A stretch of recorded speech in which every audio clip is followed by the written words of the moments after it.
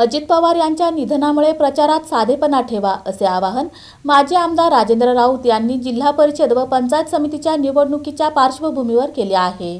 उपमुख्यमंत्री अजित पवार यांच्या निधनाने संपूर्ण राज्यात शोककळा पसरली असून या घटनेचा धक्का अनेकांना बसला आहे। या पार्श्वभूमीवर जिल्हा परिषद व पंचायत समिती निवडणुकीच्या प्रचारात कोणताही डामडोल करू नये अशा स्पष्ट सूचना बार्शीचे माजी आमदार राजेंद्र राऊत यांनी कार्यकर्त्यांना दिल्या आहेत। सोशल मीडियाच्या माध्यमातून दिलेल्या संदेशात राजेंद्र राऊत यांनी प्रचारादरम्यान बँड, वाद्य, फटाके किंवा गाजावाजा टाळावा, तसेच दिवसभराचे नियोजित कार्यक्रम रद्द करून मतदारांच्या थेट भेटींवर भर द्यावा असे आवाहन केले आहे।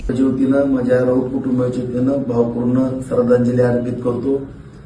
त्यांच्या सर्व परिवाराच्या दुःखामध्ये आम्ही सगळेजण सहभागी आहेत। आज सुद्धा आम्ही आमचे सगळे कार्यक्रम राजकारणाची एवढी हातघाईवरती राजकारण आलेलं असताना किंवा निवडणूक आम्ही सगळे कार्यक्रम या ठिकाणी रद्द केले।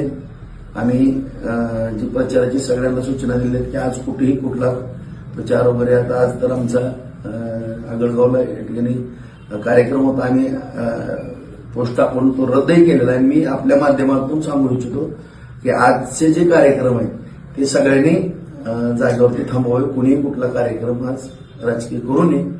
आणि पुन्हा एकदा मी आदरणीय दादांना माझ्या वतीनं, माझ्या परिवाराच्या वतीनं, तालुक्याच्या वतीनं भावपूर्ण श्रद्धांजली अर्पित करतो। अजित पवार यांच्या प्रति आदर व्यक्त करण्यासाठी प्रचारात संयम व साधेपणा राखणे आवश्यक असल्याचंही त्यांनी नमूद केलं।